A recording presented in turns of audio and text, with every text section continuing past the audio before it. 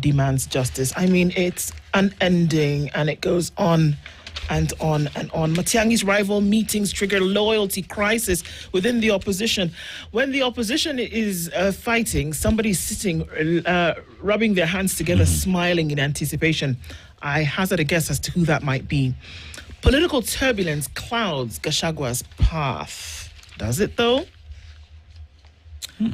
Does it though? So guess whose door the government is knocking on to say a fair urgent 2000. It's the IMF. Kenya's gone back to the IMF. A return of bitter pill broke government rushes back to the IMF. Now, people who own nightclubs, Nema is saying, you guys, reduce the noise or face the music will shut you down because of noise pollution. Noise pollution is a thing.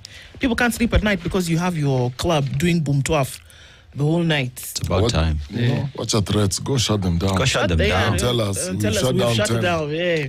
We've shut them down, and then now we can talk after that. Because the thing is, at the end of the day, these clubs obtain certificates from NEMA. They get the licenses from NEMA to operate in the first place. Yeah, so if they're breaking that law, what are you waiting? Why are you issuing threats? Shut them down. Yeah. So there's a new berth that's being built in the Standard, shipping and logistics. KPA contractor races to deliver new berth amid growing congestion. Have you seen at KPA when you're leaving Mombasa and you see the containers and all of this, it's just the KPA docks and all of that. There's a congestion issue, and the new berth is being constructed to essentially ease the congestion at the dock. He needs to hurry up, essentially, is what he's being told. Yeah, true. So they need to. They really need to. The traffic as you leave Mombasa, it's crazy. Crazy. Yeah. So let's go to the Daily Nation now. The headline there: teachers face sack over ghost learners. You remember the story of Casper and the friends? His friends, yes. Yes. Education Ministry officials say an audit of learners in 32,000 schools, which has already flagged 50,000 ghost entries, will be completed tomorrow, revealing the full extent of the scandal. Authorities warn that teachers found culpable will face sanctions. That is on page 4 and 5 of the Daily Nation. Now, the rot that you're talking about here is the amount of money disbursed to schools, with 7 billion shillings withheld as scrutiny continues. And 3,485 is the number of primary schools that missed state funds after submitting wrong data, including 719 that filed a wrong bank accounts. And JSC fights 8 trillion shilling suit on rogue judges. Now, the lawsuit, 3 tech firms have sued the Judicial Service Commission seeking 8 trillion Kenya shillings in compensation for loss of business allegedly caused by misconduct of 10 judges in a protracted dispute. Now, the petitioners accuse the judiciary of entrenched impunity, but the JSC, led by Chief Justice Martha Koome, has opposed the civil claim. Now, 8 trillion shillings is Kenya's 2 budget financial years, yeah? Judiciary are being sued for 8 trillion Kenya shillings. Okay. Just so you know. Now, as we get to page 2, now scorched, stretched, hidden cost of heat stress to Kenyan workers. Now, WHO and WMO, that is Weather Meteorological Report, warns that workers are at risk of suffering heat stroke, kidney failure, dehydration, and neurological damage. Now, family demands truth on missing officer in Haiti. This follows the bombshell statement by President William Ruto during UNGA. And Kenyan engineers global award win fortifies resolve to eliminate plastic. So the award comes with funding and mentoring, which Nguthiru, who is a climate engineer, says will help bolster production and create green jobs. So he's using water hyacinth to create packaging that he says decomposes naturally and enriches the soil.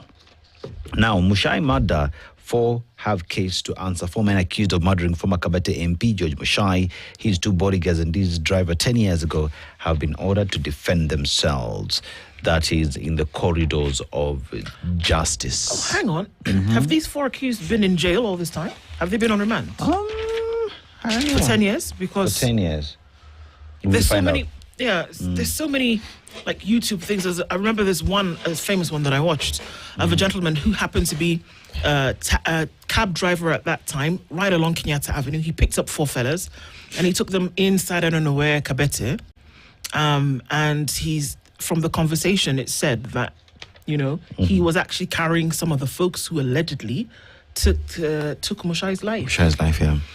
And then he had to go into hiding for a very long time. His life just became, something. It's interesting whether those gentlemen are still in. We'll find out. Have been in remand anyway. 10 years later. Wow. Okay. Yep. The wheels of justice take time, eh? Okay. My time now? Yes. Yes. So the Star, there's a poll that has been done by TIFA, which says Ruto and Raila parties are ahead of Rigathi and Kalonzo. 16% identify with UDA, 13% identify with ODM, 9% identify with DCP. So who's at the top? Sorry?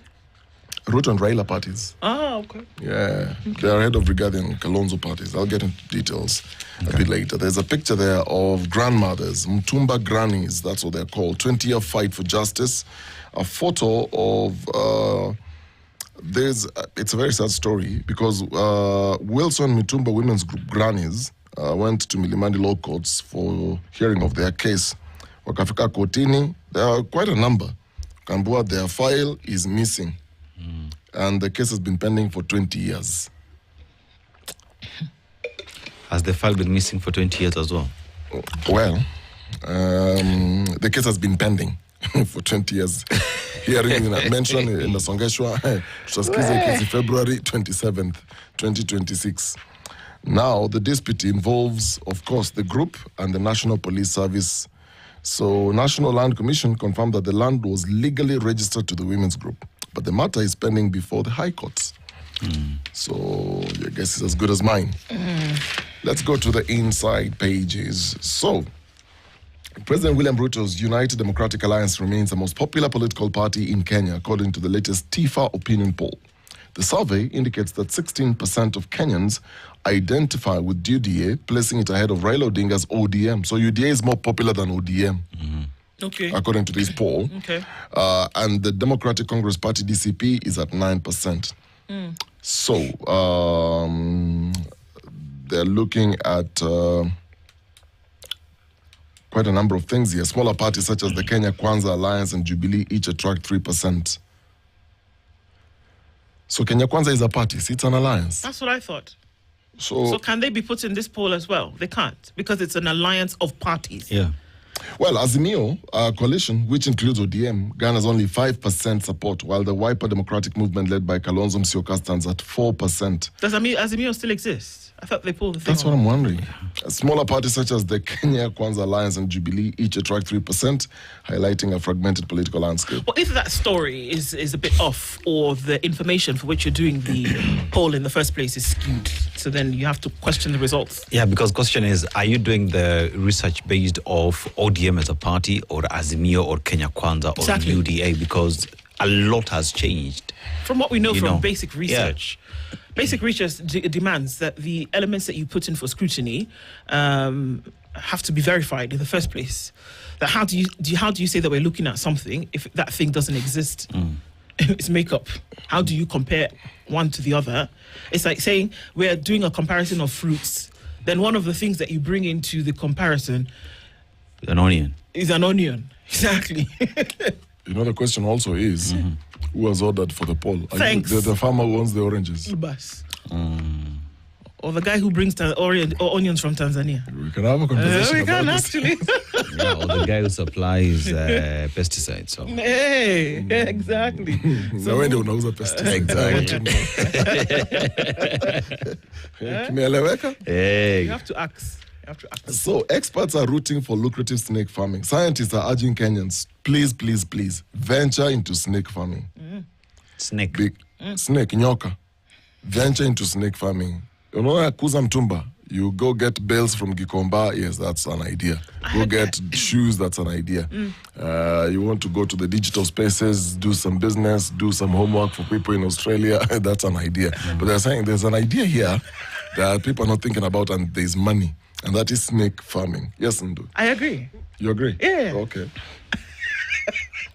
Okay. You agree with the story, or you agree that it's a good business idea? Both. Okay. You know why? Yes. Anti-venom, the only way to get anti-venom is from snakes. You can't get it Exactly. from, or maybe scorpions. Yeah. Right? Yeah.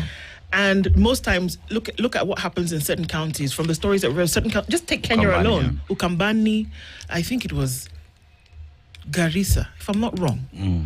That, snake bites are actually a big deal. The number of people who die from snake bites is it's unbelievable. Actually, statistics show that more than 20,000 people are bitten by snakes annually. Now in Kenya, that's in Kenya, Yeah, 20,000 Yep. annually. Now 4,000 die from snake bites. There you go. Because you can't get anti-venom in time. Yes, and you it's can't. a shot. It's I don't know how many mils. Yeah. You can't get it, number one, in time, or it's extremely expensive, or number three, it's scarce in terms of its availability. So if you're the guy who provides, if you're a chicken farmer, you produce eggs. You're a snake farmer, you Produce venom. Yeah. So Kenya Wildlife Service Director General Erastus Kanga has said snake farming portends rewards. Na amesema this is an idea, and I like what you're saying. That's one of the reasons. Venom harvesting. Oh, there you go. The second one is tourism. So the question I'm asking, so today vile tumekaa hivi, you want to start snake farming. Unaanzia And wapi? unaambia hivi, Ebu, Hivi please, nitafutie Ebu, nyoka. hurry up. I have to slither away. Literally. Because niko na kazi. You're looking for a copperhead so that you get the venom. Sindio?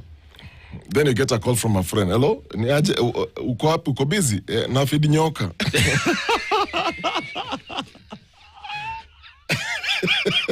Or one got away. Guys. Guys. One got away. Ebu. Msitoke kwa nyumba.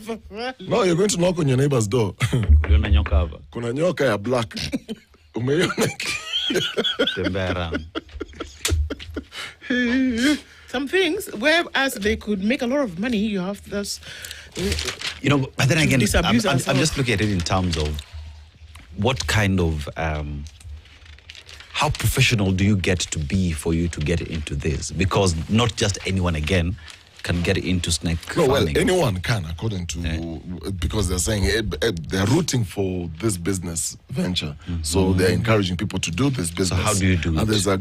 So the how to is now what I'm asking. Like, so do you go buy eggs first, or you buy? You hatch the snakes. So You buy mature ones. you know how you go Where to do you buy? store them? like Jogo. You know how you go to buy cows. You go to a market. Unataka ndume na jike, male and female. Okay, thanks.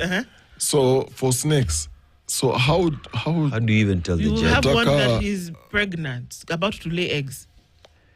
It's a difficult conversation. No, I think if you are interested in this business, you have to have to really find do a out the study information. to know Yeah. if you can see a snake and you can tell this, that's female. Hey, that one is pregnant. This one will provide good This eggs. one is ready for harvesting. The hatchlings will be healthy. Yeah. And then start thinking how you harvest the venom itself. Where Yeah. you will keep them. That's the thing. How to So how you are harvest. going to hold the head, And get put that whatever, thing inside and The then they PPE need that you need to do that. to know that you've collected enough. Usitoe yote. Yeah. How do you store the venom? For how long do you get to store it? Where do you take it for processing? Because then again, it has to go through laboratory testing for it to be scaled down, for it to be. Then you have to know snakes that are not tired. venomous. Because the snakes that are not venomous. Yeah. That's true. Pythons are not venomous. Yeah. So Then you have again, there is also that. You could also be. The Asians eat snakes, so that could also be snake farming. So, for meat. Oh, yo. You can actually venom Alright. tourism, and you can also for food. For food. Yeah. I've ever eaten a snake, but this was many years ago in Yeah. Pokot. Yeah. Yeah, I did a story on bandits and some You were hungry. young warrior. No, the young warrior was just dragging a 7-foot python, I think it was. And we were also scared. They had shot the python 3 bullets to the head. That's how good those guys are with their guns. And so they started skinning the snake. So we are doing the interview. And you know how you get into a culture. I'm sure you've done documentaries where you go to a home and they're serving you food. And, Yeah. it's respectful. Yes, you eat. So Yeah. in this case, they were just skinning this. They did it very fast. They put the skin on some tree to hang and dry. Then they started chopping now the snake. And at the end of the day, it looked like chicken fillet. No, fish fillet. Fish fillet. It actually looked like fish fillet. I couldn't tell the difference. Nyoka Then they ceviche. started roasting. Yeah. They started roasting the thing. And I tasted. Was it yummy? No, it wasn't yummy. It did. Well, I think it didn't just have salt. Salt, I Oh, think. so Yeah, it was because bland. in the bush. But you should have asked for that knee for the skin. Look, hapo ungekuwa na belt. Ungefanya nini? You know the belt kiatu. Shipi bwana. Bro. Ya paifo. Vipi? Exotic. Ungekuwa Like hapa Christine's na kofia. bag ingine moto sana. Can I continue? Yes, please. Please. So there's a story here. It's a very bizarre story. And this is my last story, I guess. Police in Moranga are investigating the death of a woman whose body was driven to Kangari police station by a taxi driver disguised as a parcel. Now listen to this. The taxi driver was disguised as a parcel. No. The body. Oh. The body. So there's a taxi driver who drives into this police station. Right. With a parcel. So the police said when they're opening the parcel, so they find the body of a woman and they estimate the age to be between 40 and 50 years, wrapped in blankets and stuffed in paper bags. So these are like different parcels. So the driver is asked by the police, "Umekuja aje hapa?" Then the driver tells the police he was ferrying passengers from Makomboki Center to Kangari Township on Tuesday when he was stopped by a man dressed in a black hoodie and jeans.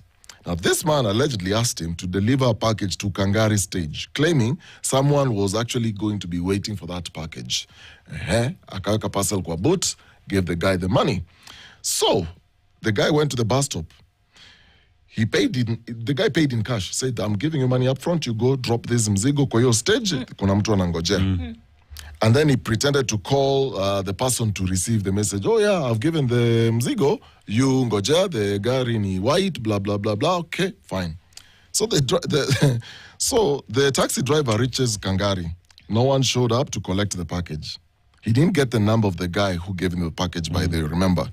So he's waiting, can't see anybody. Gets out of his taxi, can't see anyone. So the driver, and there was a passenger. He had, as you know now, umetumwa na mzigo, but instead ya quest hiyo nini, and there's another passenger who was going the same direction as you, baby. Let's just go, yeah. Let's just go. So they are searching for the person who's supposed to collect. They didn't find anyone. So they decided, let's go to the police. The reason why they were going to the police is when they opened the boot, they were trying to lift him mzigo. Then they realized, hey, this thing is very heavy. And then they noticed it's tightly wrapped in a way that you cannot just easily unwrap. So suspicious, they drove to Kangari police station where the officers then unwrapped the parcel. Inside, they found the body of a woman dressed in a red dress but without undergarments, bundled in 3 blankets, assorted clothes, and 2 white sacks. A blazer with the logo of Gatanga CCM Secondary School was also recovered. The body was taken to AIC Gidumu Hospital mortuary for identification. Now, the driver, his passenger, and the vehicle were detained as investigations continue. It's a bizarre story. Very, very strange. Because then now your mind goes in many different directions. Was it him who killed this woman and decided to pass it off? Was he given money to say, just drive it and take it wherever? What exactly happened? Who's this woman? You know, you start asking, of course. Let me tell you. Who's this woman? Was it somebody close to him? It could be a very clear case of, and this happens every day. And you talk to taxi drivers, they will tell you. It is on every day. Somebody will tell you, come, there's a package. I want you to go deliver to this place. You know, they don't check. Yeah. So you just put in the car and you just drive and you're just doing normal business. You don't realize you're dealing with sick people. And now you find yourself in the center of all this. Because even one asks the question as, fine, I'm taking the package, but as the driver, I need to get the number for the person who will be receiving the package so that when I get there, I call them, you know, so that they don't waste my time. That happens every day. So to the fact that this driver also didn't ask for the contact, I mean, there's a lot of questions. So then you want to say, did he have anything to do with it himself? Well, let me tell you another troubling story, unfortunately, but these are the things that are happening in our society today. CCTV footage exposes how a maid tortured a 3-year-old girl to death. Footage has revealed how a house help tortured a girl, 3-year-old. According to evidence presented at a Nakuru High Court by a forensic expert, Eunice Adhiambo is captured beating the baby in their house in Lanette Estate, Nakuru, on the 27th of July, 2022. The clip played by Samson Ogutu shows the helpless Talia Wairimo being assaulted for over 5 hours from about 1 p.m. to 6:20. Hey, guys, I'm sorry, but just be prepared. Sorry, for how long again? 5 hours. 5 hours. 1 p.m. to 6:20. So please, this is disturbing, and I just have to give that caveat that it's disturbing to hear, okay?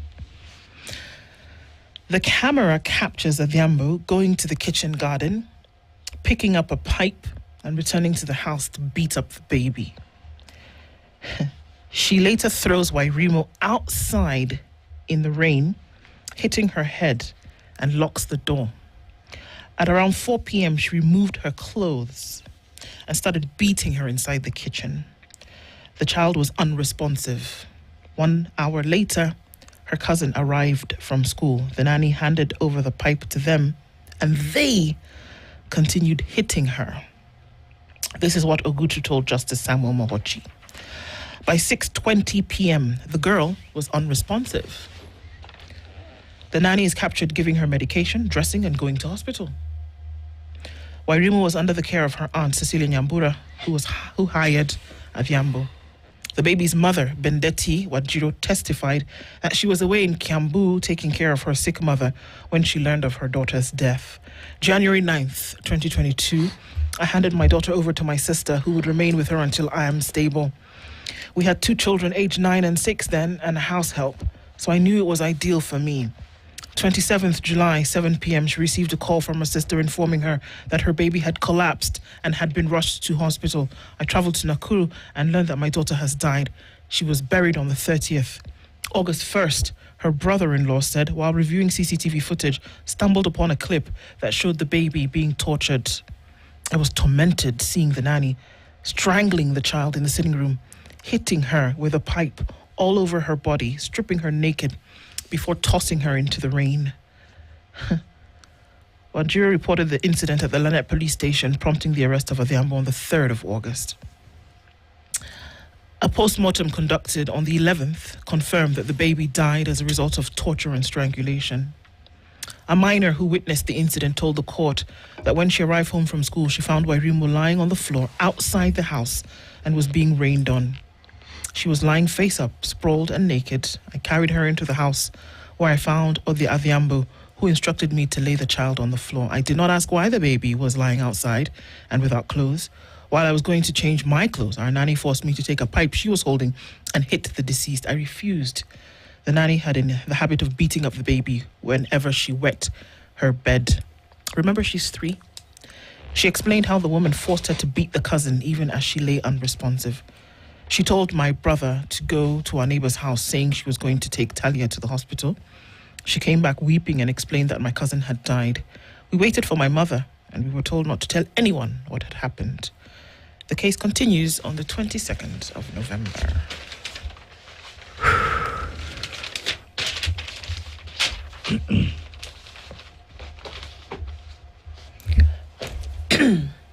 You know, we've had these nanny stories, and they're all so horrific. None of them is without those very graphic You know, for any parent, if you're going to work, going about your business, and you're leaving your child or you're leaving your children with a nanny from your village, from some bureau,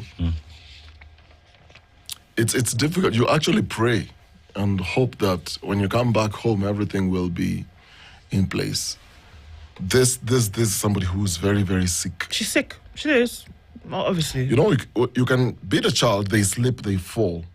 It's one thing, because even a parent, you can do that. Accidents do happen.